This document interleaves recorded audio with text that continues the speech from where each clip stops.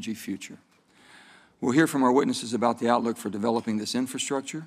We will also hear testimony about the statutory and regulatory frameworks that may affect these projects, and this committee has jurisdiction over FERC, which oversees siting and permitting of interstate natural gas pipelines.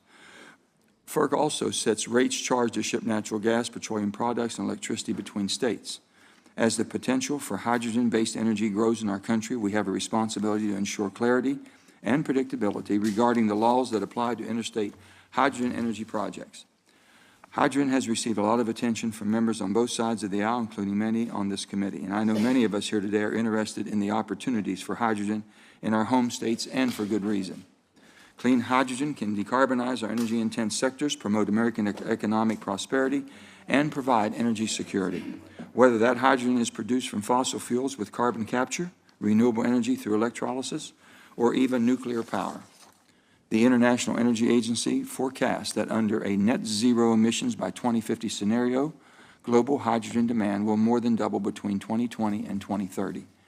But for wide-scale deployment of hydrogen as a fuel source, transportation and delivery, infrastructure must be developed. Today, there are limited options for commercial transportation of hydrogen.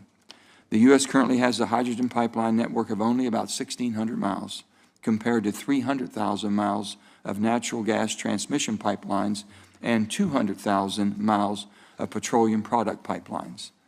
Hydrogen reacts differently with steel than natural gas, so we will need infrastructure to be specifically prepared to handle hydrogen. We will certainly need to build some new infrastructure dedicated solely to transporting and storing hydrogen. There's also potential to adapt our country's extensive natural gas delivery network in the near term to support a blend of hydrogen and natural gas, and perhaps in the longer term to transport pure hydrogen. More work is needed to look at the safety and feasibility of these modifications. Really, we've got a lot of work to do to make our hydrogen goals a reality. We must accelerate these efforts for the sake of both our energy security and our environment. This takes me to my next point. We need to remove uncertainty regarding the regulatory process for developing hydrogen infrastructure. We should fully expect that the hydrogen network of the future will cross state lines.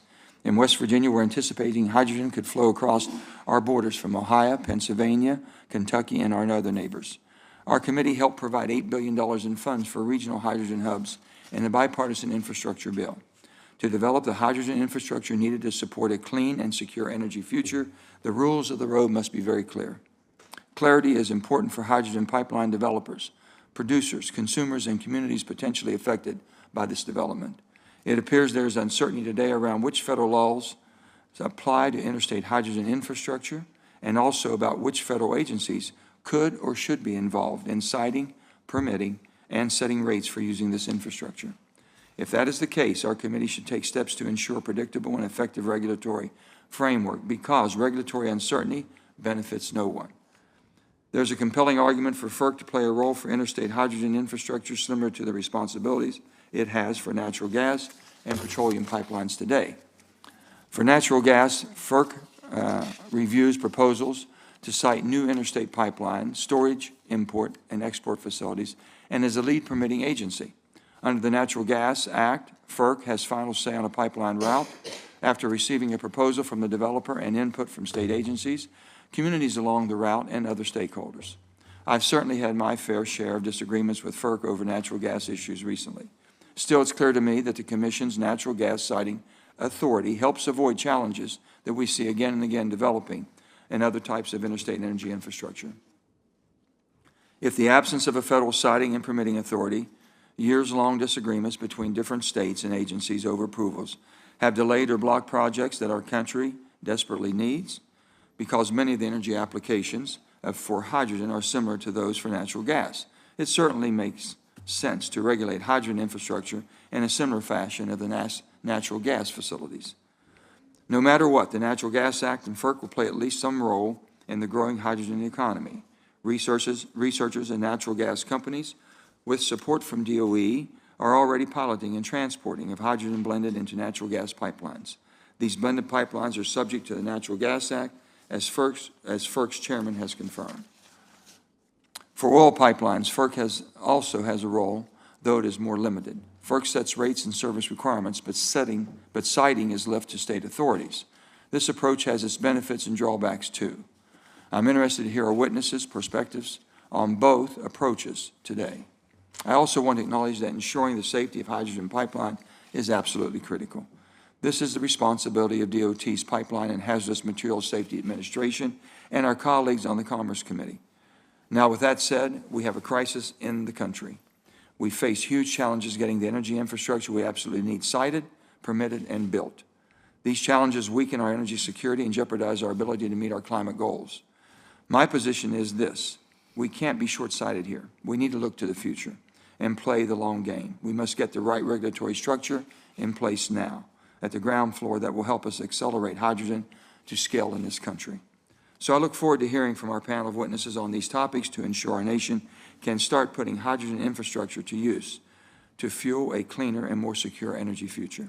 And with that, I'll turn to my ranking member and friend, Senator Barrasso, for his opening remarks. Well, thanks so much, Mr. Chairman, and I agree we do have a crisis in the nation, and I'm glad you're holding today's hearing. The topic of federal regulatory authorities over interstate hydrogen pipelines is really an important topic for us to be discussing. Over the past several years, the private sector has shown a growing interest in expanding the use of hydrogen as a fuel source. Hydrogen is the smallest, the lightest, and most abundant element in our universe. It also offers great promise as a source of low-carbon and carbon-free energy. The hydrogen we use is not found in isolation. It's commonly bound to other elements: methane, coal, water. Hydrogen must therefore be separated from these compounds. And for that reason, the places where we extract hydrogen will often be far from the places where we use hydrogen. That's why we need a safe, efficient, and cost-effective means, as you pointed out, to transport hydrogen. Now, hydrogen can be shipped in two ways. It can be chilled to a liquid and shipped by truck or rail or barge. Alternatively, it can be shipped as a compressed gas through pipelines. Most existing natural gas pipelines are equipped to ship methane blends, which can include up to 20% hydrogen. As interest in hydrogen expands, our existing interstate natural gas pipeline network may become the principal means that we use to ship hydrogen. At some point in the future, there may need to be a vast pipeline network that can ship higher blends of hydrogen or even exclusively hydrogen. And that brings us to the question before us today. What authority does the federal government currently have over hydrogen pipelines? And what does Congress need to know before we consider any next steps? Under current law, the Natural Gas Act provides the FERC, the Federal Energy Regulatory Commission, authority over natural gas pipelines. That includes pipelines that can ship up to 50% hydrogen. The Interstate Commerce Act provides the Commission authority over pipelines that ship hydrogen to be used as a fuel source. At this point, I'm not convinced that there is a so-called regulatory gap that Congress needs to fill. It's important to keep in mind that the hydrogen industry is still in its infancy. 20 years ago, many in Washington believed hydrogen would soon be a widely used fuel source. Despite millions of dollars in incentives and backing of the Bush administration, that never materialized. We must therefore be cautious and acknowledge that excessive regulation does more harm than good. So let's not kill the hydrogen industry while it is still in the cradle. We must also not take steps that may empower those looking to block new natural gas pipelines. Wyoming, West Virginia, many other states represented on this committee have been blessed with abundant natural gas resources. These natural gas resources have provided tens of millions of American families with an affordable and reliable source of energy. Yet today, our country's natural gas pipelines are under unprecedented attack. Well-funded environmental extremist activist groups are throwing the kitchen sink at every new project. The current majority of the FERC, the Federal Energy Regulatory Commission, wants to make it nearly impossible to upgrade pipelines or build new ones. I'm concerned that some of the Commission may seek to make the ability to ship higher blends of hydrogen a reason to impose new conditions on new or upgraded natural gas pipelines. If that happens, it'd be a disaster. Let's not give these activists or the Commission another weapon to use against natural gas pipelines. So I want to thank all the witnesses for being here today and joining us. I especially want to thank Dr. Krutka from Wyoming, traveling from Laramie, Wyoming. I look forward to the testimony of all of you. I'd also like to welcome our panelists and thank you all for making an effort to be here. Our first, I'll go through the difference. Our first is Mr. Andy Marsh. He's president and CEO of Plug. Andy, I'd like to thank you again for your recent trip to West Virginia to explore the potential to grow our state's hydrogen economy. Our state's excited to potentially partner with Plug and other hydrogen leaders. West Virginia is well positioned to quickly scale our hydrogen industry and attract a wide variety of manufacturers and other end users, bringing good-paying jobs and continuing to do our part to provide energy and products that our country needs. Next, we have Dr. Holly Krutka, which Senator Brassos is very proud to have come from Wyoming, and I know how beautiful Wyoming is. Hard to leave this time of year, but we're glad you're here. She's director of the School of Energy Resources at the University of Wyoming. Then we have Mr. Chad Zamarin, Senior Vice President of Corporate Strategic Development at Williams. And then finally, we have Mr. Richard Powers, Partner and Head of the Energy Practice at Venable LLP. And I thank all of you for being here. Now to our witnesses' remarks, and we're going to start, Mr. Marsh, with you. Thank you, Chairman Manchin, and thank you, Ranking Member Brasso, and all the other committee members. I'm here to testify for Plug Power. I've been the CEO for over 14 years, and we're spending billions of dollars building out the first green hydrogen network across the United States. Over 500 tons by 2025, 1,000 tons by 2028. We use our own electrolyzer technology developed in the U.S. for NASA and submarines. That technology it allows us to take renewable resources to create green hydrogen. Also, we're involved in liquefaction of hydrogen as well as transport of hydrogen. We probably know more about transporting hydrogen than anyone else in the world.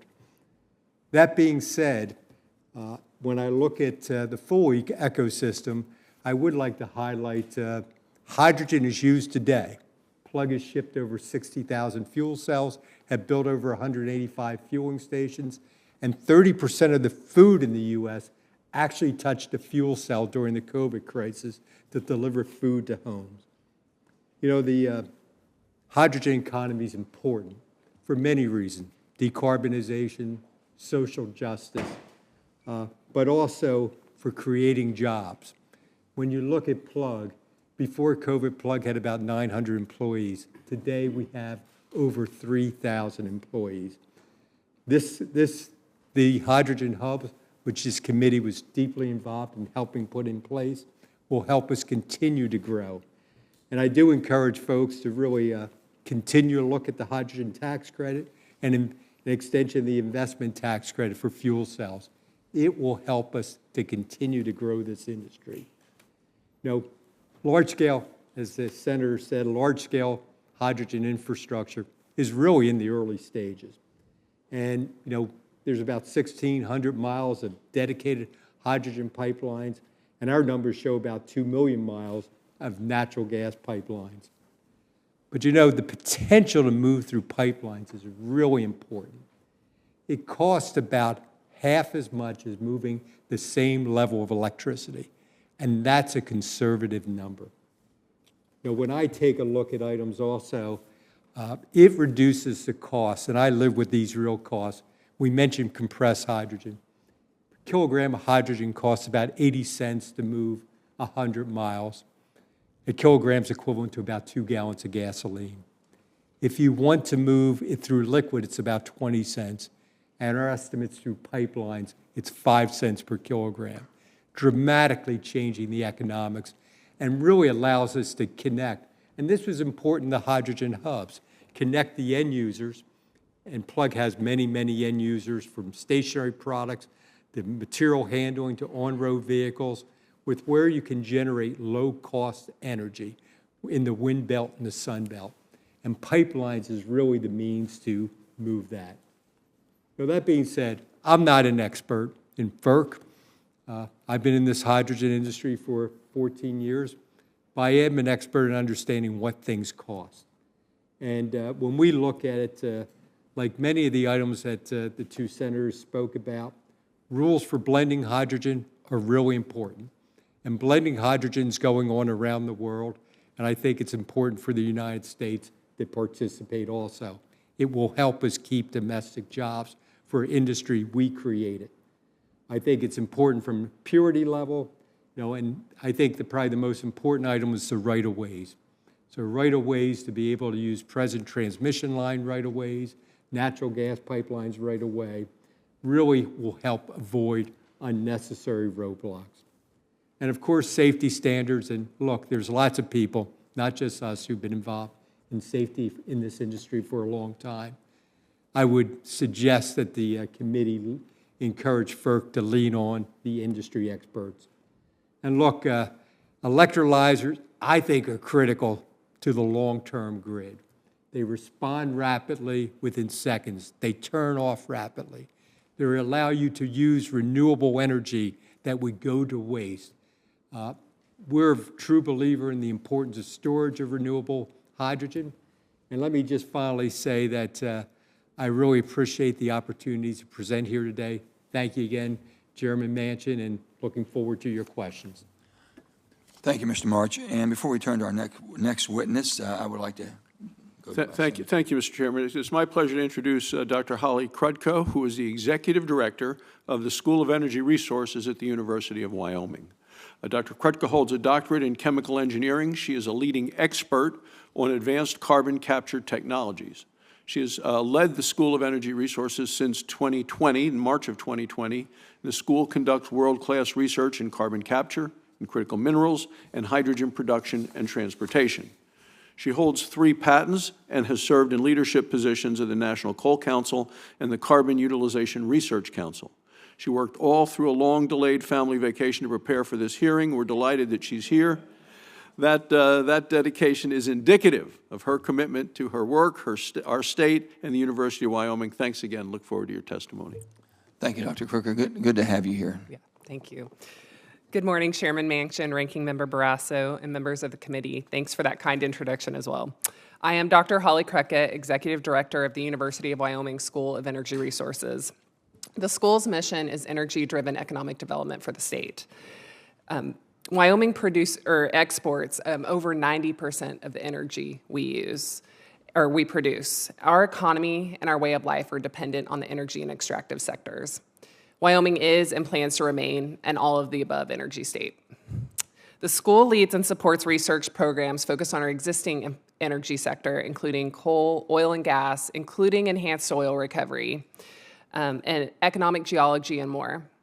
We're also responsible for looking at new opportunities for Wyoming, such as carbon capture, use and storage, advanced nuclear, rare earth elements and critical minerals, and much more. We see hydrogen as an important component of the energy future and aim for Wyoming to be a hydrogen headwaters state.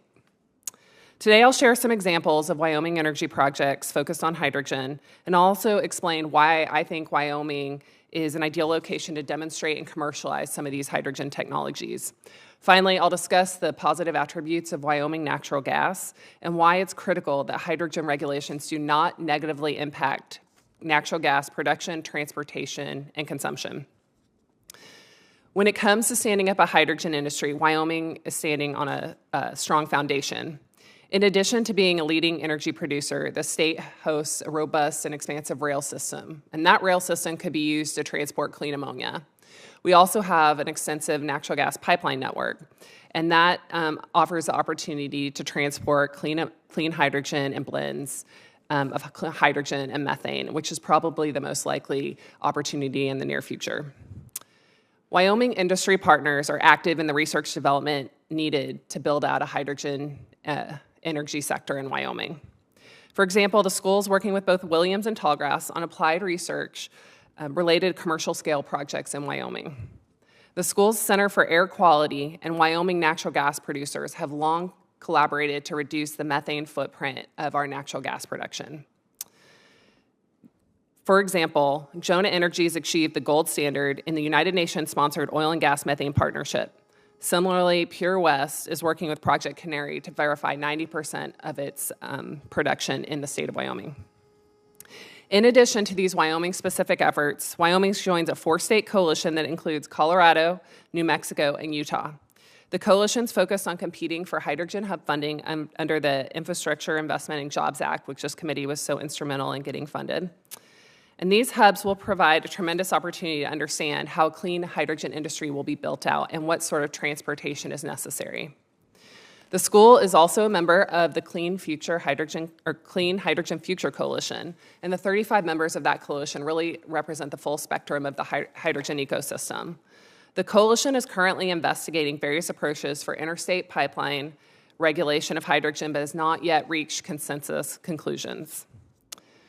As I said, Wyoming natural gas producers are leaders in lowering the methane intensity of the natural gas they produce. Unfortunately, despite these efforts and the value of natural gas generally, it remains difficult and time-consuming to construct new natural gas infrastructure that the United States needs for both electricity and heating. If, for example, new natural gas infrastructure would also have to comply with new FERC-imposed mandates related to transporting blends of natural gas and hydrogen, I would worry that the infrastructure would never get built. Therefore, I and others in Wyoming are concerned about the imposition of new federal standards that could have unintended consequences on natural gas production and transportation, which are so important to Wyoming and the nation's energy security and economies. Governor Gordon recently testified before the House Select Committee on the Climate Crisis about the critical role that natural gas will play in the evolving energy ecosystem. Similarly, the Wyoming Energy Authority filed comments that express Wyoming's concerns with pending FERC policies that may slow the build-out of necessary natural gas infrastructure. Wyoming, and thus the School of Energy Resources, is fully committed to becoming a leading hydrogen producer and exporter. I understand there's a question as to when and how to regulate this emerging industry. Between the research, hydrogen hubs, and coalition consensus building I've mentioned, much work is underway that can inform future regulations. We'll learn a tremendous amount in the next few years. Thanks for the opportunity to share Wyoming perspective on hydrogen and related federal regulatory authorities. And thanks so much for tackling such an important topic for Wyoming and the nation. Thank you, Doctor. And now we're going to hear from Mr. Zimmerman. Thank you, Chairman Manchin, Ranking Member Barrasso, and distinguished members of the committee. My name is Chad Zamarin, and I am the Senior Vice President of Corporate Strategic Development at the Williams Companies. I'm also, I was appointed by the Department of Secretary of Transportation to serve on the Gas Pipeline Advisory Committee, which is an oversight committee for PHMSA. I am a descendant of Ukraine. My great-grandfather left in the midst of world wars to seek freedom and security here in the United States. And I can't tell you how proud that I am to work in an industry and for a company that every day is focused on protecting and advancing our energy security. At the Williams Companies, we are one of the largest energy infrastructure companies in the country. We move over a third of the nation's natural gas every day to heat our homes, cook our food, and increasingly power our electricity, and to help provide natural gas to our friends and allies around the world to help provide their energy security and also decarbonize and displace dirtier fuels. Our natural gas energy infrastructure is truly a national treasure. It is unique amongst the world. We can produce energy in places far from where it is consumed. We can move it across vast distances without losing it. We can store it underground without it depleting over time, and we can deliver it on demand when and where it's needed. It is truly a resource that we as a nation must protect. And I truly believe, and we at Williams believe, that the only way to scale hydrogen is to leverage this critical energy infrastructure. We have effectively solved the renewable equation with the natural gas value chain, the ability to produce, transport, store, and dispatch on demand. And we can do that, we believe, with hydrogen as that economy develops. Now, we're here to talk about the regulatory authority for hydrogen pipelines, storage, and potential exports. FERC is, as has been mentioned, our primary regulator for interstate natural gas pipelines. And it does seem like that's a likely venue for us to approach with respect to hydrogen. That said, we are concerned that we don't want to create a traffic jam before the car even gets out of the garage. The current FERC process has become an incredibly difficult process to facilitate the building of energy infrastructure. We've proposed in our written testimony some very simple changes that if the Congress were to act, we think could streamline the FERC permitting process and ensure that we can bring the infrastructure needed to not only continue delivering the critical natural gas here and around the world, but the hydrogen that we believe we can bring to market through our infrastructure.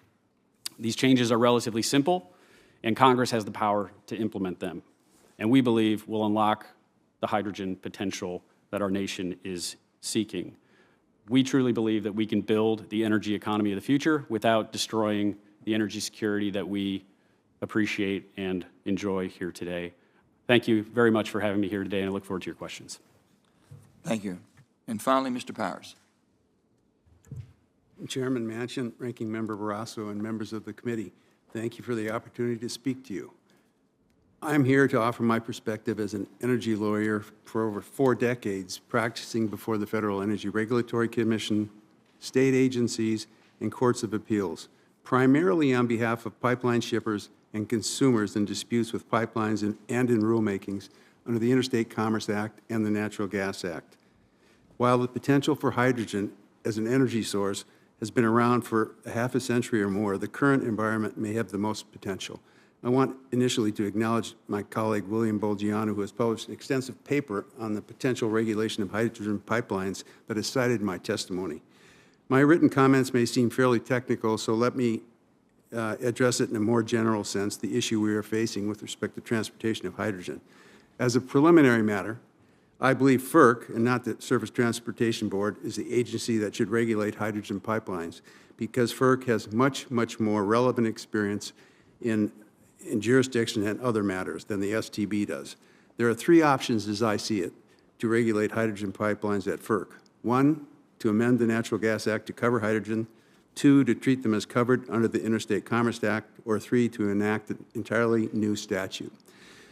FERC's ICA regime has been the backdrop of all non-gas pipeline development since 1906 and should be seriously considered as a shovel-ready option to provide clear and reasonable regulations for hydrogen pipelines. And to the extent hydrogen is transported in a natural gas stream, it would be covered by the Natural Gas Act. FERC oversees both the ICA and the NGA, and an integrated single-agency approach would be the most conducive, in my mind, for the continued development of the hydrogen industry. You've already talked about the various roles that FERC has. Natural gas are regulated under the NGA by FERC. Oil pipelines are oil pipelines, which include refined products, and natural gas pipelines are regulated under the ICA. Other pipelines are regulated by the Surface Transportation Board. Some have expressed the view that hydrogen pipelines fall under the STB's authority. But as you will see in my testimony, I believe that it's more appropriate to apply FERC's jurisdiction under the ICA.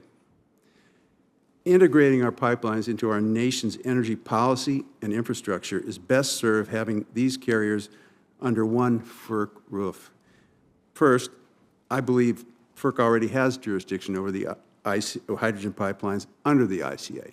Second, the ICA is very flexible and adaptable regime. It applies traditional regulatory principles to pipelines carrying many different products.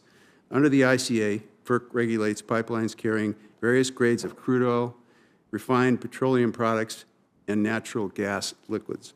In contrast, the NGA is focused on one product, natural gas. FERC can apply its expertise to hydrogen pipelines under the ICA without changing its related regulations or deviating from its relevant precedent.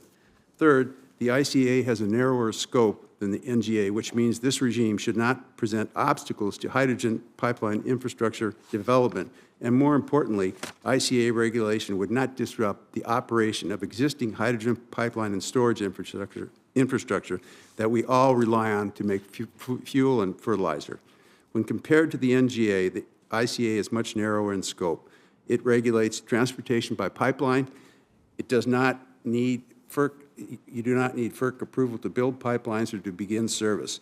The ICA requires that pipeline rates and practices be just and reasonable and non-discriminatory and clearly stated in their tariff, just like the NGA does. But more importantly, the ICA, unlike the NGA, is a common carrier regime, which mandates that infrastructure be available to all new shippers at all times. This could be especially important to potential producers, of which many are smaller and newer entities. Thank you for your time, and I look forward to your questions. Well, let me thank all of you for your testimonies, and we appreciate very much you being here again. We'll now start our questioning, and I'd like to start. Mr. Zimmerman, I've heard that basically the components, the type of steel that we use for pipelines for gas is different than what we would need for hydrogen. So is there any way to recoat that? Is there any type of technology that we have? Or does it have to be repurposed? Can we sleeve it? Or does it just have to have a whole new composition of pipe? Thank you for the question, Chairman Manchin. We truly believe that we can repurpose significant portions of our existing infrastructure to move hydrogen. I think that at blended levels, relatively low levels, even up to 20%, we believe most of our existing infrastructure can accommodate hydrogen.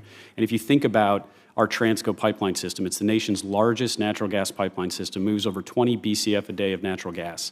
10% of Transco is 2 BCF a day of hydrogen. That's more hydrogen than is produced around the world today. So we have an opportunity to scale up a hydrogen economy with the technology that exists today in our infrastructure. And as we do that, we will continue to expand our ability to increase the amount of hydrogen and ultimately, we believe, get to 100% hydrogen pipelines. So you believe this technology is there now to repurpose the lines you already have? At blends, we do believe that. At blends, you can. And to get to 100% hydrogen, I think of it like the interstate highway system, where today we can't put electric vehicles across the country because we need to add, charging stations. I believe that we can modify the existing infrastructure without having to replace significant portions. Mr. Marsh, you seem to be the leading proponent of, in real terms, in the commercial market today, and you found those markets for hydrogen.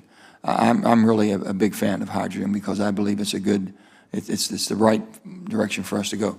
My biggest concern that I have right now is that we have not invested the money that we needed to invest in hydrogen. I mean, you look at basically how quickly we matured in one decade, wind and solar. Bottom line is we put about $100 billion to do it with tax credits and about $10 billion as far as investment for new technology. We haven't done anything in tax credits for hydrogen. And so as we've been talking and going back and forth on everything, tell me what would be the best thing that we can do as Congress to put hydrogen on the map to make sure it's going to be the leader, the transitory, does the heavy lifting, things of this sort. Senator Manchin, not only do I think it can be put on the map for the United States, I think it can be put on the map to allow us to be exporting hydrogen. A production tax credit of $3 per kilogram for green hydrogen with a sliding scale for blue hydrogen will make us the leader around the world in renewable hydrogen production in a way that I would really like, because I spent a lot of time in Europe where it's a top-down, by using the tax code to encourage behavior. In what form would you transport it overseas or whatever? How would you do it? Green ammonia? I would transport green ammonia. That's the best way. Absolutely, from an energy density point of view, it is the right way to go. Let me ask you another thing in making hydrogen. Okay, we know that once we have the hydrogen, it's used as carbonless, right? It's carbon-free. Yes, it is. But making it can be carbon productive. And we have to be able to, I've asked people, I said, well, if you have gas as a transition fuel from coal, and if gas is a transition fuel, then why would you go ahead and do the extra step of making hydrogen and you use as much exposure as far as for carbon by making the hydrogen? And then I was told, and I think maybe you and I talked about this, if you centralize that, if you centralize making your hydrogen where your gas production would be, so it won't be, it's not being made as green hydrogen with renewables. We're not in an area of the country that has enough renewables to do that.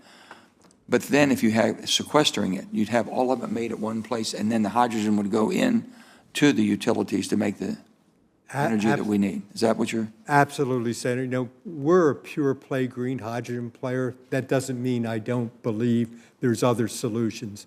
And blue hydrogen with carbon capture and sequestration Can still be green. Makes a great deal of sense to me.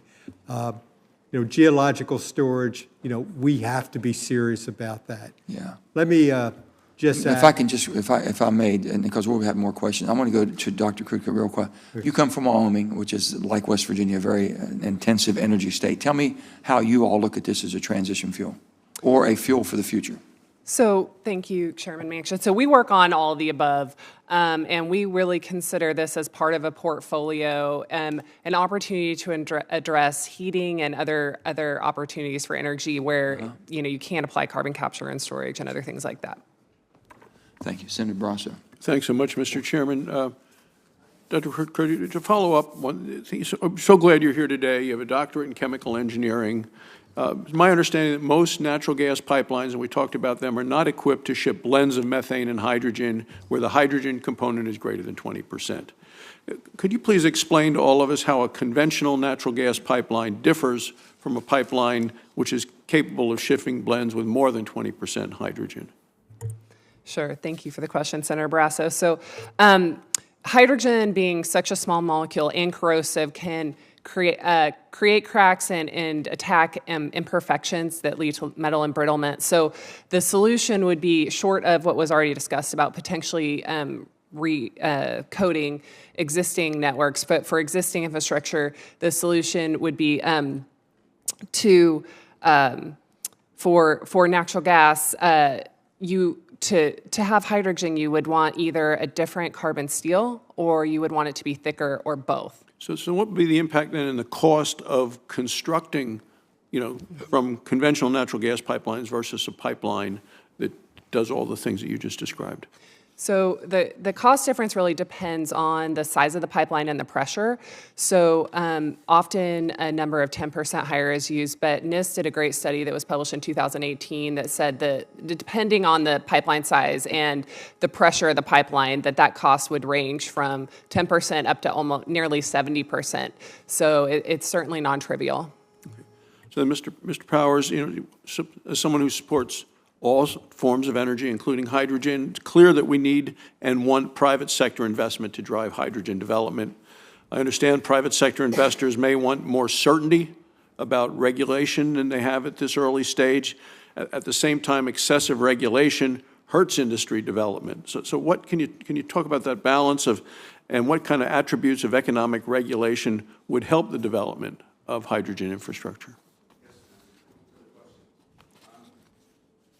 Yes, Senator, thank you for the question.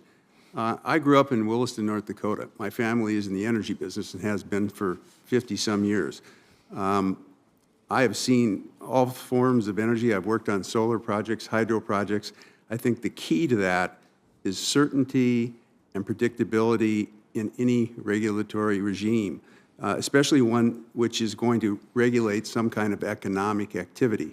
I also believe that some kind of consumer protections are important where industries like pipeline industries have monopolistic tendencies, because you don't want to hinder the development of efficient markets and industries.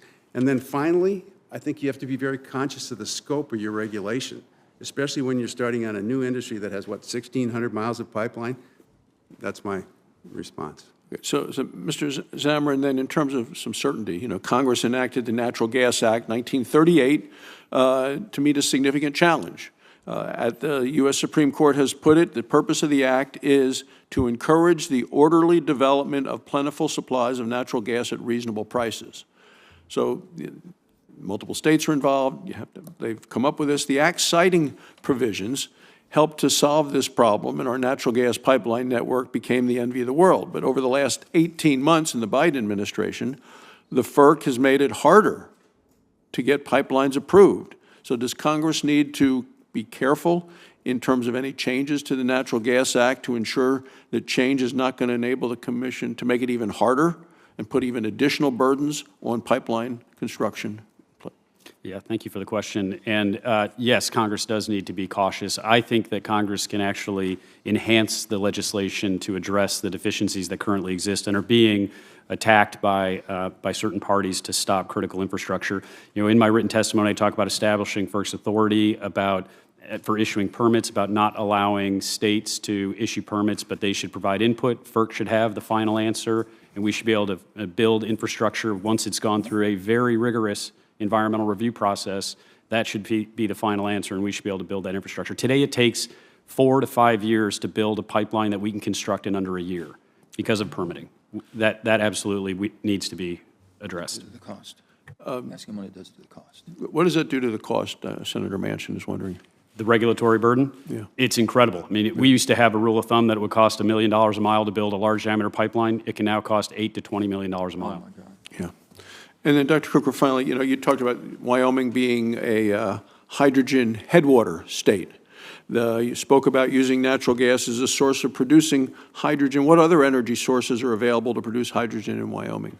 Well, we have quite a bit available, so it might come as a surprise, but we are still interested in using coal to produce hydrogen. If it's going to work anywhere, it would be Wyoming. We obviously have low-cost coal, massive CO2 storage, and there's even opportunities to blend coal and biomass gasification to try to reach carbon-negative hydrogen. So, of course, I've already talked about natural gas. We have an advanced nuclear reactor being built in the state that is slated for electricity production, but we're focused on a nuclear industry that could also be used to create hydrogen. Then, of course, our renewable resources as well. Thank you, Mr. Chairman. Thank you, Senator. Senator Heinrich. Thank you, Chairman. Mr. Powers, I've read your testimony, but I want to be very clear. Is it your position that that currently hydrogen could be regulated under existing authority under the ICA? Yes, sir. Okay. Would that apply, because I know there's a statute, or there's a definitional issue with respect to the fact that most hydrogen is currently derived from fossil fuel sources. Would it apply, in your view, to hydrogen from electrolysis as well? Or would it need to be blended for that, for that definition to still hold true? Senator, thank you for the question. Let me back up. Sure. If you're talking about blending hydrogen into natural gas, then that would be covered by the Natural Gas Right. Act. If you're talking about hydrogen as its own source or transportation of, you go back to the 1906, they weren't thinking about renewable energies back then. So all the legislative history and so forth is sort of, geared Right. towards fossils. And clearly, if it's generated from fossil fuels, it's, and it generates energy, I think the FERC can regulate it under the ICA. On the other hand, FERC has, but not the courts yet, decided that they can regulate things that are not just from fossil fuels, but are energy producing and that can compete with other energy sources and that are transported on pipelines. But there is some, maybe a little bit of uncertainty, because even FERC has changed its mind on whether it's supposed to regulate ammonia or not. So I can say, yes, I believe it is, but there's not a lot of hard precedent. So we could use some clarity that the ICA would be an appropriate way to regulate transport of hydrogen, especially if that hydrogen is purely generated from electrolysis. Yes, Senator, I believe that is the case, because as you probably know, someone like me, we litigate a lot over what's covered and what's not Sure. covered, and what's jurisdictional and what's not. So a little more clarity would be, I think, perfect. And talk to me some more about sort of common access to pipelines, what you brought up with respect to new sources and how we make sure that new uses and new sources have access to our transportation infrastructure. Yes, Senator. The Natural Gas Act is more or less a contract carriage kind of provision or act. On the other hand, the ICA is a Common Carrier Act. And the way FERC has implemented it over the years is that all new shippers and all shippers should have access to that pipeline. And they require people to keep a certain amount of new capacity, generally 2%, available for new shippers. So I think, and it works fairly well. It maybe could be better. Some people say we should get more. But at the same time, at least there's a fair chance for somebody to get on that pipeline, and that's regulated by the Commission, FERC. For Mr. Marsh or any of you who have expertise in this, what are the prospects for downstream deblending? So using existing pipelines for blended methane and hydrogen, and then pulling just the hydrogen out for end-use applications later. So, Senator, we do spend a lot of time on that issue. And it is the opinion of our technical office that the technology really does exist today. So that's not the challenge. It's how to do it cost effectively. I was going to ask if So it that's was really, economical. and I really don't have an answer to the cost effectiveness, but, it's actually a pretty simple schematic, but how to implement it, needs to be done and needs to be demonstrated at scale. Okay. I think it'd be perfect actually for the electrolyzer bill, which was part of the hydrogen hub activity to demonstrate that type of technology. Mr. Zamarin, talk to me a little bit more about the specifics of how you believe our existing infrastructure could be repurposed. What are some of the technologies and processes that you would use to be able to hold hydrogen in our existing pipeline infrastructure? And how do we avoid the sort of incredible leak issue that we've uncovered in recent years with respect to pure methane in existing infrastructure? How do we make sure we don't make those same mistakes the next time? Yeah, thank you. Especially given the size of the molecule. Absolutely, and we are committed to decarbonizing and lowering the methane emissions of the existing natural gas infrastructure, and we are already working on hydrogen projects to demonstrate this ability. In New Jersey, we're going to produce hydrogen driven by solar power. We're going to put that into our Transco pipeline system and deliver that to consumers in New Jersey. We also are developing a project in Wyoming where we'd like to use wind power and natural gas production, show how we can complement those technologies and move hydrogen blended in our existing pipeline and serve the Pacific Northwest. We have pipelines in Wyoming that deliver to Washington, Oregon, and onto the doorstep of California. So I believe we can demonstrate that it can be done. Thank you, Chairman. Thank you, Senator. And now we have Senator Langford.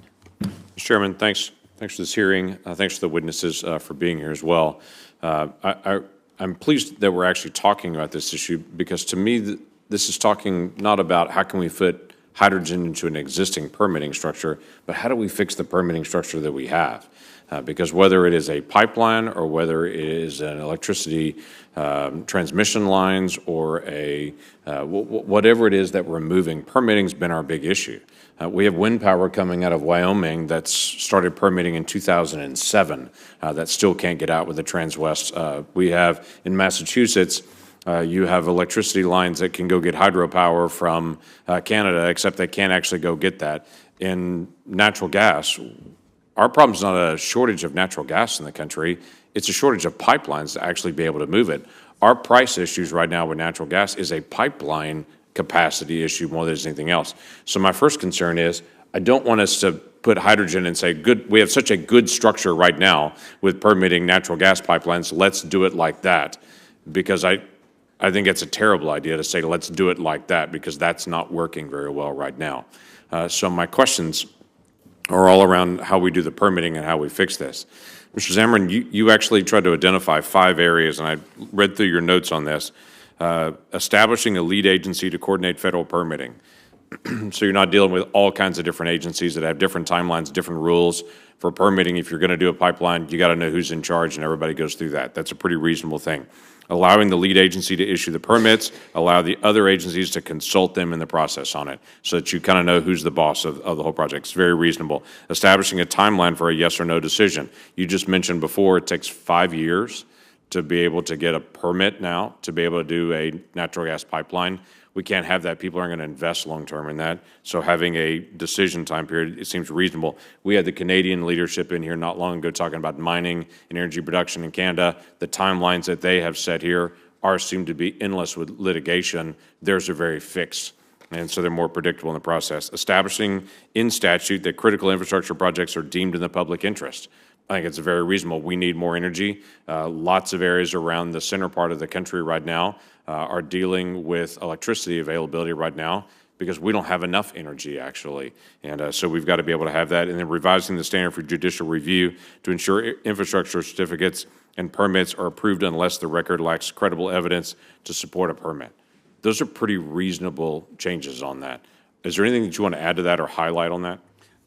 Thank you, Senator. I would just like to say that we are not trying to eliminate sensible regulations. We are not trying to lower the environmental threshold for us building infrastructure. We are simply trying to address the gaps that exist in the legislation that have been leveraged to stymie development. So I appreciate you going through those. If we don't have enough pipeline capacity now, making it even slower to be able to get more, or to say let's do hydrogen like we're doing natural gas, is not going to fix this. We're going to then bump our heads on why can't we get hydrogen pipelines in the ground? Why can't we actually get this going? So I do think we need to fix the whole permitting process when we address hydrogen to be able to make sure that we're actually able to get energy done.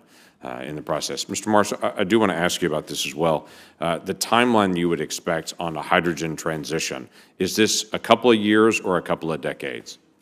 It's a couple decades, Senator. It's not overnight. Okay. I mean, I think that the goal is that by 2050, when you look at reports, about 20% of world's energy will come from hydrogen. And I think it's fair to say that it can be a linear from where we are today. So it's not an overnight transition. So if it's for Reality. home use or commercial use, not just for fuel cells and such, are we talking about not just changing the pipes, Yeah. moving that hydrogen, but also changing the pipes in the house, changing the appliances, changing orifice? Would all those things have to change as well? I would say this, Senator, I think the world is different than that. If I was going to design the future for 2050, it would be more things like heat pumps, using electricity. I think old infrastructure will need to be able to be changed. There's lots of work going on in the industry today, especially in Europe, where I'm seeing devices that are able to take, for example, dryers, which run on natural gas, to convert them to hydrogen. So I think the technology will come for that last mile. I would think more about what they're doing in Denmark, where you have over 60 gigawatts of wind power they're looking to put offshore, put a huge hydrogen pipeline dedicated just for transmission, not to homes, but to provide things like fueling for vehicles and other activities. I think that's the right, this is really for B2B to start. It's not B to home, and it'll eventually migrate to B to home as the technology advances. But you assume at that point that it's repiping or changing from having a gas-powered whatever to be to electric power. So that is a pretty dramatic transition in homes. So we're not talking something soon on the home consumer side. That's a long way off. Now, Senator, if you look at our business model, it is a B2B business model for the next decade. Okay, thank you. Mr. Chairman. Senator Hickenlooper. Thank you, Mr. Chair. Thank you all again for taking time out of your busy lives to be with us. I want to start with Mr. Marsh. As we embark on building out our hydrogen economy, we have to make sure that we're building out a low or zero emissions economy. This is going to require standardized methods for evaluating and certifying life cycle greenhouse gas emissions for hydrogen production, hydrogen transportation. There are efforts underway to create such standards, but we are still far from a consensus, as close as I am told. So what is needed to make life cycle analysis standards robust so that we can depend on them and we can build out, and how will they enable the expansion of this national hydrogen infrastructure? I think that's a real good question, Senator. And it is real, to me, fundamentally, it's a question of what is the CI score, right? Is the lower the carbon index score, it is, pretty straightforward when you're looking from green hydrogen sources, at least when you're not thinking about type 3 type emissions. It's pretty straightforward calculation. I do think that there is a need for standard bodies to help, especially the DOE, in making sure it's well established. NREL's done some really great modeling, which we all leverage, and that I think is a good framework to direct people, and that's really what we use. But that calculation of CI, when I was in Scotland for COP26, it was the big issue. How do you really count carbon? And to me, that's something that the government can help a great deal of. And NREL has done a wonderful job giving us good models to leverage. Yeah. As a senator from Colorado, I am always sympathetic to hearing the word NREL. Just makes my heart sing. I didn't know that, sir. Mr. Powers, I think that we've been focused largely on hydrogen pipeline regulations at the federal level. However, the states on those where those pipelines have to traverse, they have their own regulations that need to be taken into account. Are you aware of any pipeline regulations at the state level that conflict with each other, which would make it difficult to establish interstate standards, interstate pipelines? Thank you, Senator, for the question. I haven't actually done a survey of all the states and what their regulations are. I've seen some states like West Virginia, Pennsylvania, and so forth that have permitted pipelines like ethane. I've seen in Illinois, they permitted a crude oil line. In Texas, they have a statute that says if you want to have eminent domain powers, then you can subject yourself to the common carrier provisions in that state. So I do see in various states that there are differences between the federal agencies at times and the states. And this has especially showed up in oil pipeline construction and oil pipeline routing and so forth. So, but I think, let me just pivot and say, for hydrogen, given that it's a new industry and given the states should have a very big interest in developing hydrogen hubs, maybe there's a little bit different dynamic that could apply. But in any event, I think it's important to listen to people to see where they're having problems, because it's not an easy thing to build any kind of infrastructure these days. Got it. I appreciate that. I think we'll have to all step up there and make sure that we do get to those, a comprehensive way of equilibrating those differences. Mr. Zamarin, is that the right way to pronounce that? Zamarin, but you're fine. Thank you. Zamarin, sorry. As we build out our domestic clean hydrogen network, obviously a number of other countries are doing the same thing. We want to ensure that we remain a competitive player on the international market in terms of production and export, import, obviously emission standards, cost. Is there adequate regulation for liquid hydrogen, import, export, to enable the international trade of hydrogen from the U.S. with the rest of the world market? And what would be needed to get to that point? Yeah, I'm not an expert on export of ammonia, and others may speak to that, but I would say that we do have an incredible advantage here in the U.S. As I spoke about the infrastructure that we have, our ability to produce energy at low cost, transport it over long distances from many different parts of the country and export it. We've proven it with natural gas. I mean, we are the low cost, low emissions producer of natural gas and exporter around the world, the most powerful decarbonization tool the world has today by displacing foreign coal. I believe we can do the same with hydrogen.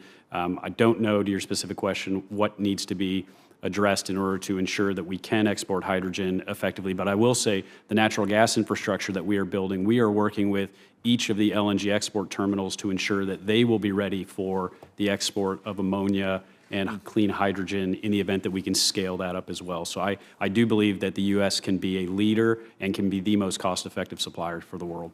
Great. I appreciate that. I'm out of time. I have a couple more questions that I will submit in writing. Again, appreciate all your time. I yield back to the chair. Thank you, Mr. Chair. Dr. Crockett, just start off with a really basic question.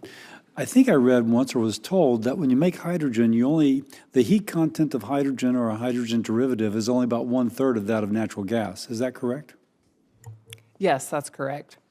So that's kind of a problem, right? It's going to drive up the expense dramatically, right? Well, yeah, if you think about what natural gas is made of methane, and you're letting go of that carbon atom and all the energy that comes with combustion of that carbon. So, okay. And Mr. Marsh, again, just to explore, by the way, I enjoyed our meeting a while ago, and Yes. Thanks for considering the great state of Louisiana as the ideal place to. We will be building a plant for you in the great state of Louisiana, Senator, with Owen.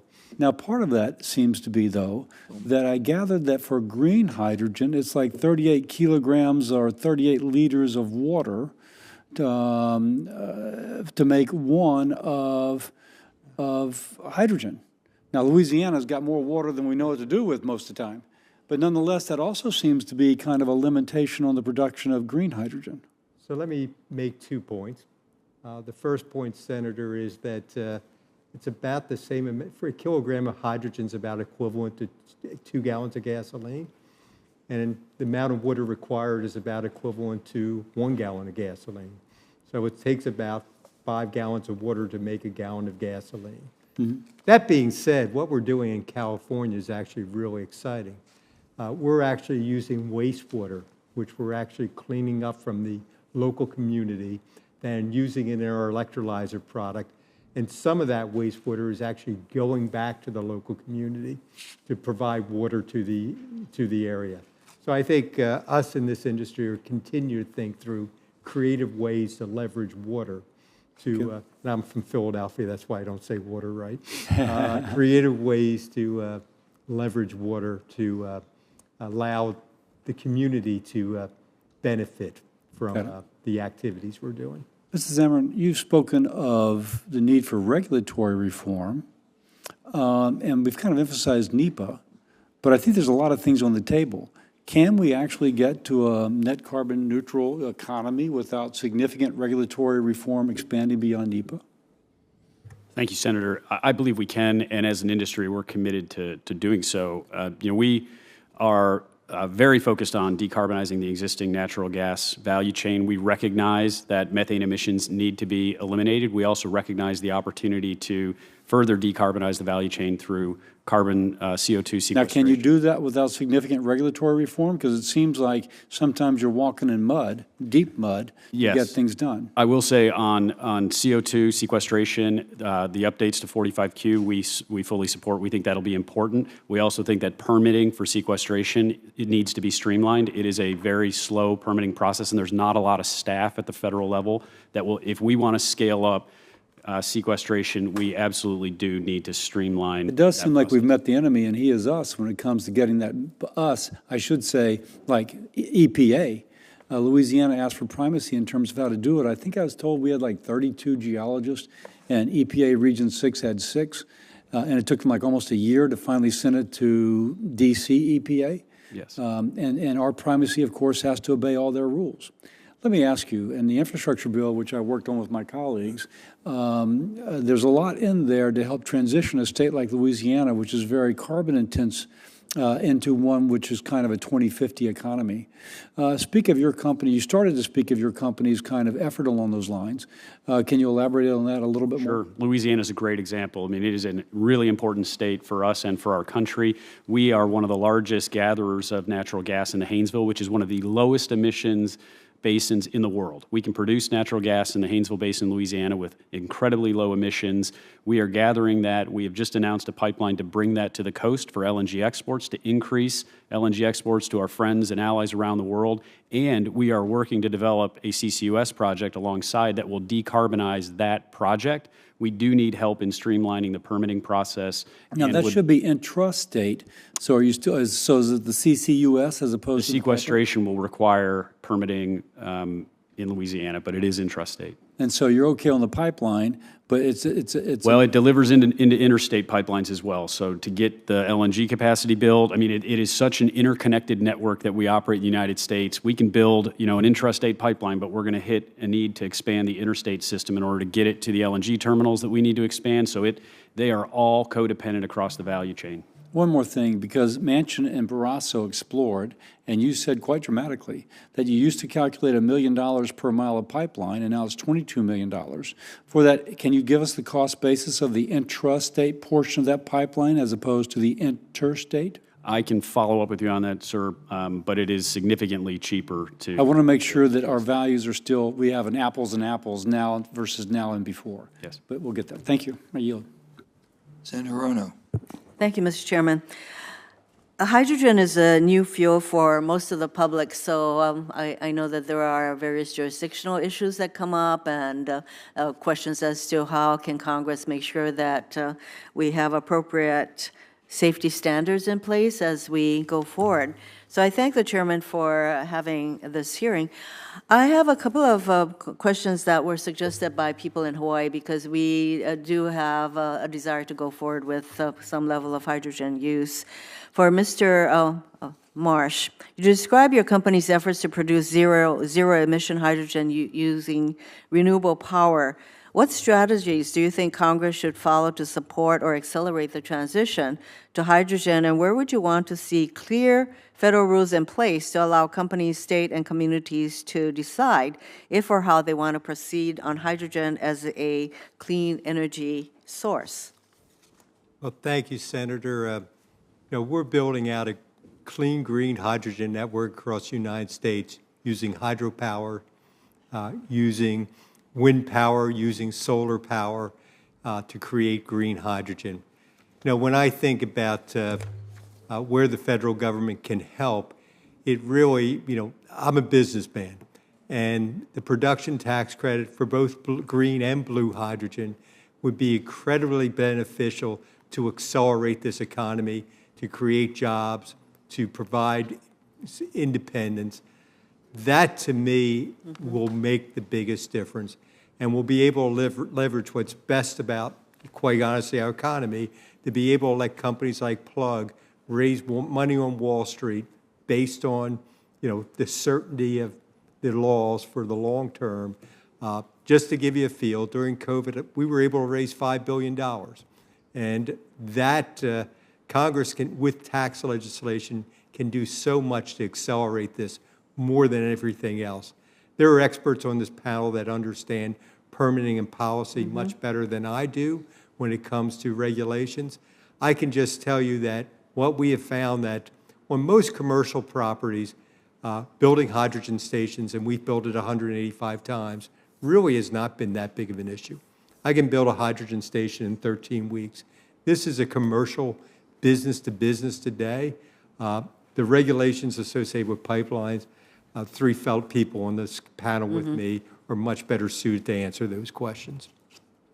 Thank you. I agree with you. I am a supporter of tax credits to really move us forward and to support various policy considerations. And I think especially in the area of promoting clean energy and resort to clean energy, I think tax credits make a big difference, including, by the way, tax credits for nonprofits who are also in this space. Again, for you, Mr. Marsh, you testified about the potential hydrogen could play in reducing carbon emissions in critical industries, maritime shipping and trucking. How many years and billions of dollars would it take to build or upgrade pipelines to accommodate hydrogen on the scale that you described that would have an impact on the kinds of activities that I just described? And do you feel that the federal government has an appropriate long-term strategy on hydrogen? I think that the work that's been done by this committee on hydrogen hubs is a very good starting point. I'm a true believer that a good deal of the hub money should be dedicated to building out hydrogen pipelines to accelerate a wide variety of applications. If I look at, for example, in Europe we have a JV with Renault to put on-road vehicles. We are working on pipelines and looking to put stations by the pipelines. That's really kind of the driver. As far as the federal policy goes, I guess, quite honestly, Senator, I'm a believer that a general high-level policy is great, but I believe policies that allow all technologies to compete equally, considering the true costs of society, are the best solutions for the government to put in place and allow us businesses to compete to show that we have the right solutions. Thank you. Thank you, Mr. Chairman. Thank you, Senator. Now we have Senator Murkowski. Thank you, Mr. Chairman, and thank you to the panel. When we think about hydrogen, it's kind of the new and exciting stuff, and it's not really that new. But for purposes of what this is going to mean, economy-wide, I think we can clearly see the great potential. Senator Cassidy and I were just speaking about how transformative this could be in some of the communities in Alaska that are very isolated, very rural. We're never going to have a pipeline. We're never going to have a pipeline out to these villages. So what is it? How are we going to make this hydrogen a real a reality? We're excited about the hydrogen hubs, whether it is for geothermal opportunity out in the Dutch Harbor, Unalaska area, powered by the Great Makushan volcano, the possibilities that we have within Cook Inlet where you can marry the natural gas that we have in abundance there, along with tidal or wind. There's great opportunity and excitement. I want to ask about lessons learned and how, because I'm kind of looking at this and saying, we can design this now. Very seldom do we have the opportunity to design a system that's going to maybe avoid the pitfalls and the problems that we have seen when you're trying to overlay something on top of everything else. We can learn a lot by looking at at natural gas and the build-out there that we have seen. Senator Lankford speaks to the permitting issue. I think we recognize that you can have the resource, but if you can't move it because you can't get things permitted, you're no further ahead than when you started. And so if you have the ability, each one of you, to look at this clean slate for this really an extraordinary energy asset that can be transformative in so many different ways, what do we need to do?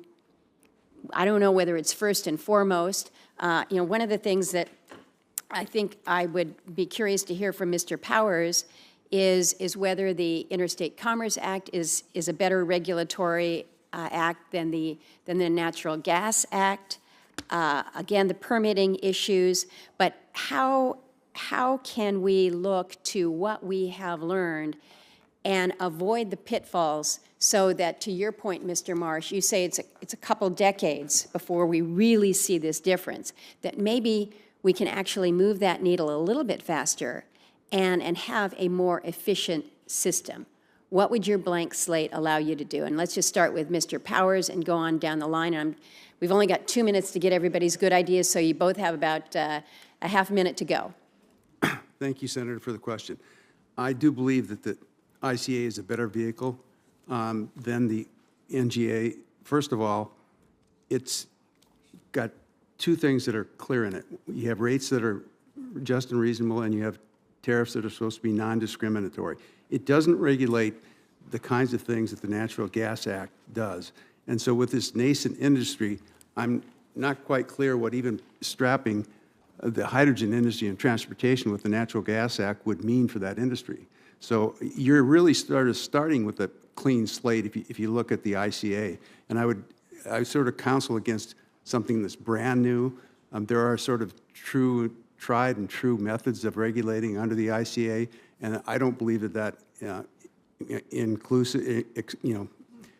burdensome. But at the same time, one other thing I would have raised, and I didn't to Senator Hickenlooper, is he asked about states.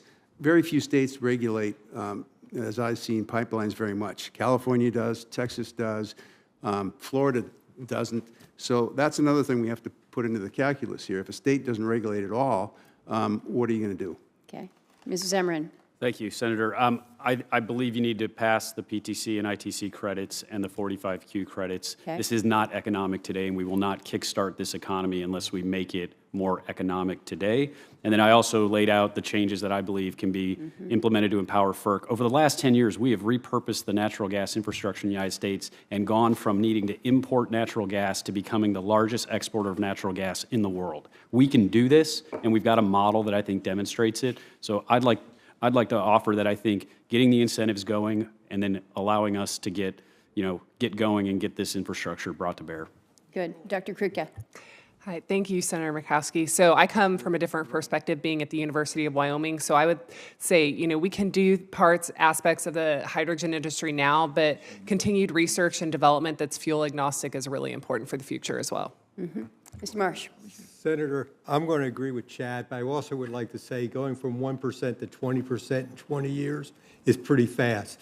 And we can change the commercial industry really faster. That's true. Good. Thank you, Mr. Chairman. Thank you, Senator. Senator Hoven. Thanks, Mr. Chair. Appreciate it. Dr. Krutka, the University of Wyoming, as well as the University of North Dakota, work on these regional carbon sequestration partnerships. And given, our collective desire to advance CCUS project, how important is it that DOE promptly distribute funding, the 22 funding, which we appropriated, for these regional partnerships? Senator Hoven, first let me say how grateful we are to work with the EERC in North Dakota. They're a great partner in all this, a world-class facility. I think releasing that FY22 funding for the regional partnerships is really critical. What we see in the Plains CO2 reduction partnership, and they still call it the Plains, even though Alaska and Wyoming are members. No hard feelings on that one, but we have a lot of momentum in that partnership, and what we're seeing more than ever before are commercial entities getting involved, and so We really feel that releasing that funding is important, and it's so important. Even not CO2 storage and hydrogen production are linked, and we feel like that it's really important to have those funds released. Thank you. I totally agree, and that's exactly what we intended when we appropriated those funds. And so you agree that DOE needs to move and get these funds released to those partnerships as was intended by Congress and do it now rather than mess around trying to figure out some new paradigm or something which was not in line with the intent of Congress. Yes, Senator Hoban. Thank you. Mr. Zamarin, so you believe that we can use the natural gas pipeline infrastructure for hydrogen, and that's a workable proposition without changes to those pipelines? I do believe that at blends, and we do have work to do to get to higher concentrations in pure hydrogen in all of our existing pipelines, but we believe that many of our pipelines will be capable of blends today, increasing concentrations, and ultimately 100% hydrogen. At the same time, we need more pipelines as well as transmission lines, correct? And so talk a little bit about the importance of getting that additional infrastructure in order to move energy, whether it's traditional or renewable energy around this country. Sure, absolutely. I mean, we still burn heating oil in New York City, and we can bring natural gas to New York City and displace dirtier fuels. We have over 75 coal power plants in our footprint alone that can still be repurposed to cleaner burning natural gas. It has been the best decarbonization tool in the United States for the last 10 years. We've talked about LNG exports. We believe that here and now, increasing the capacity for natural gas exports can be the greatest decarbonization tool around the world by displacing foreign coal, and we believe we can build that infrastructure in a way where it will be ready for the energy of the future, and if we can scale up a hydrogen economy, that infrastructure will be ready to deliver that product. So, Mr. Powers, you believe that the Interstate Commerce Act is an optimal regulatory approach for hydrogen infrastructure compared to the Natural Gas Act. Why is that? Thank you, Senator. First, let me say this. In terms of the Natural Gas Pipelines and Natural Gas Act, if you're injecting hydrogen into the natural gas stream, then I believe the Natural Gas Act can and should apply. There are many pipelines, Alliance Pipeline, which comes from Canada, which have wet gas, and people inject into it butane and other products. And there are refined products pipelines that are regulated under the ICA, for example, that have gasoline, diesel, and so forth, and that people inject things like butane in them. But I think it's if you're talking about a hydrogen pipeline itself, not one that's governed by the Natural Gas Act, I think that the ICA structure is simpler. Now, there are going to be issues, people are going to talk about permitting and so forth, but I haven't seen where the Natural Gas Act's permitting structure has really helped get a lot of things built. I think it's problematic, and this is a very new industry, so I am reluctant to strap it with an infrastructure regime that grew out of another industry. Number one thing we can do to get CCUS moving, just number one thing, start with Mr. March. I think, Senator, the production tax credit has tax credits for the generation of blue hydrogen, as well as 45Q for storage. I think passage of those bills would dramatically impact and drive this industry. Dr. Krupka? 45Q enhancements. Mr. Zamarin? Yeah, increasing 45Q to $85 a ton would make a huge impact. Mr. Powers?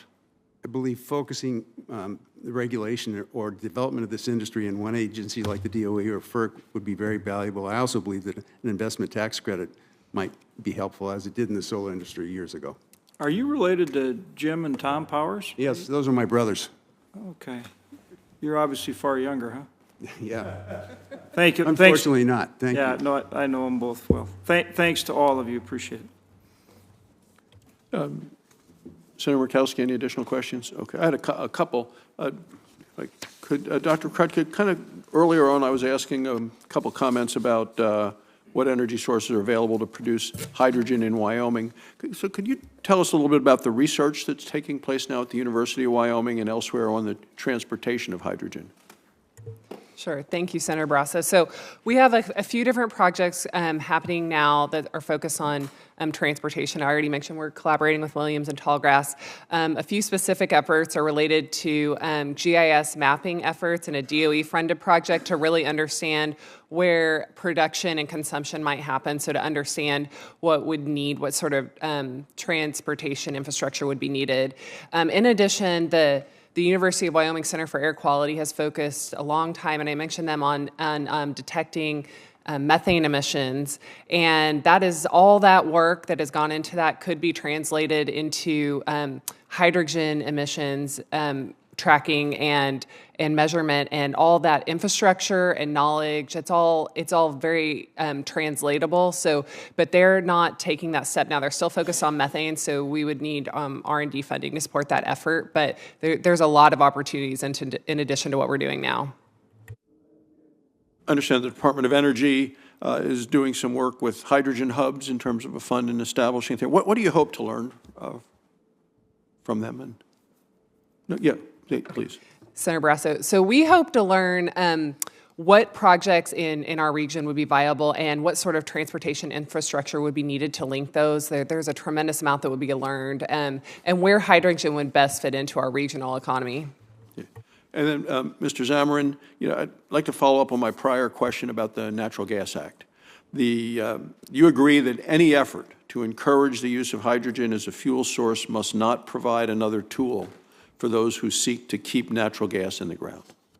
Absolutely. And do you agree that any effort to encourage the use of hydrogen as a fuel source should support rather than undermine our existing natural gas pipeline network? I don't believe we can scale up hydrogen without it. Great. And then, Dr. Krutka, some environmental activists are skeptical about expanding the use of hydrogen as a fuel source. They also object to relying on methods that use natural gas, coal, or even water to extract hydrogen. How do you respond to concerns about the environmental impact of using hydrogen as a fuel source? First, I would point to all the work that's been done on reducing methane emissions from Wyoming's natural gas. That's a strong foundation we can build on. We've also long worked on CO2 storage, and we believe the state can be a leader in building that out. So we have a lot of great work, and I think at the end of the day, we do believe fossil fuels can compete and have a low carbon footprint in the hydrogen sector, and they are much lower costs. And so I would say it's really important to remain fuel agnostic and let the science and the data speak for itself. Okay. Well, I want to thank all of you again, all of our witnesses, for joining us this morning for this very helpful discussion. Members may have until the close of business tomorrow to submit additional questions in writing. We'd ask that you respond in a timely manner to those. And with that, the committee stands adjourned. Thank you.